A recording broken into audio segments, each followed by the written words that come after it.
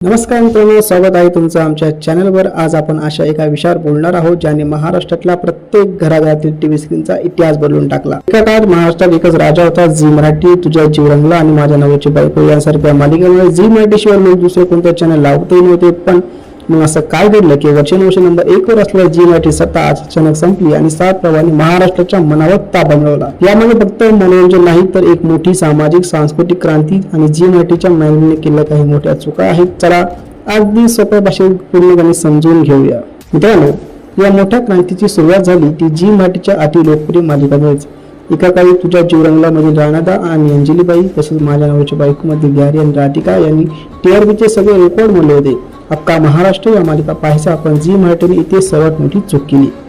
त्यांनी हे शो वेळ संपवण्याऐवजी रबरासारखे ताणले। माझ्या नवऱ्याची बायको मधले गॅरीचे लग्न, राधिकाचा संघर्ष संपेना, तर तुझ्या जीव रंगला मधला राणादा आणि पैलवान कधी पोलीस तर कधी राजा गोंजालेस म्हणून आला। सुरुवातीला ज्या गोष्टींनी प्रेक्षकांचे मनोरंजन केले त्याच गोष्टीनंतर प्रेक्षकांच्या डोक्याला ताप थळू लागला। प्रेक्षक या तोस्तोसपणाला इतके कंटाळले की चॅनल बदलण्याच्या मनस्थितीत आले। झी मराठीला वाटले की ते काही दाखवतील ते प्रेक्षक पाहत राहतील, पण त्यांचा हा अति आत्मविश्वास त्यांना नडला। नेमक्या याचवेळी जेव्हा प्रेक्षक झी मराठीच्या कंटाळवाण्या चक्रातून बाहेर पडून पाहत होते तेव्हा 7 प्रवाहाने एक ऐतिहासिक आणि धाडसी निर्णय घेतला।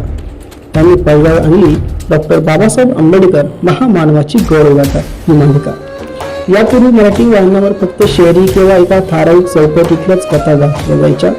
महाराष्ट्रातील करोडो बहुजन आणि आंबेडकरी अनुयायांनी प्रेक्षकांना मुख्य प्रवाहातील वाहिन्यांनी नेहमी दुर्लक्षित केलं होतं। पण स्टार प्रवाहाच्या मॅनेजमेंटने ही पोकळी ओळखली।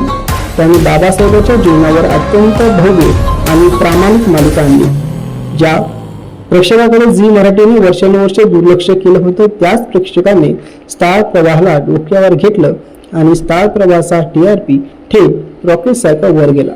ही मालिका स्टार प्रवाहासाठी सर्वात मोठा टर्निंग पॉइंट ठरली। फक्त मालिकाच नाही तर स्टार प्रवाहाने महाराष्ट्राची सांस्कृतिक नाणी अचूक ओळखली। झी मराठीच्या गाण्याचा शोचा इतिहास पाहिला तर तिथे भीमगीतांना किंवा सामाजिक चळवळीच्या गाण्यांना मुख्य प्रभात कधी जागा दिली गेली नाही। पण स्टार प्रवाहाने त्यांच्या गाण्याच्या रियालिटी शो मध्ये आदर्श शिंदे यांना जज म्हणून आणले। आदर्श शिंदे यांनी जेव्हा त्या भव्य मंचावर उद्दिरली कोटी पुढे किंवा बाबासाहेबांची गौरवगीते प्राईम टाइम मध्ये गायली तेव्हा महाराष्ट्रातील करोडो प्रेक्षकांच्या भावना सुखावल्या। एवढंच नाही तर जेव्हा सुपरस्टार सिद्धार्थ जाधव त्याचा आता होऊ दे धिंगाणा हा शो घेऊन आला तेव्हा त्यानेही मंचावर अत्यंत ऊर्जेने आणि आदराने बाबासाहेबांवर गाणं गायलं। स्टार प्रवाहाने आपल्या कलाकारांनाही सामाजिक कृतज्ञता व्यक्त करण्याचा जो मोकळेपणा दिला तो झी मराठीच्या मंचावर कधीच पाहायला मिळाला नाही। प्रेक्षकांना समजले की स्टार प्रवाह त्यांच्या अस्मितेचा आदर करतो। या सगळ्याचा परिणाम असा झाला की 2019 पूर्वीच्या स्टार प्रवाहाचा महाराष्ट्रात फक्त 15% प्रेक्षक वर्ग होता, तो आज 50%च्या वर गेला। आज स्टार प्रवाह रेटिंगमध्ये 1 नंबरवर राज्य करत आहे। बाबासाहेबांच्या मालिकांच्या यशानंतर स्टार प्रवाहाने सातत्याने मातीतल्या आणि सर्वसमावेशक कथा आणल्या।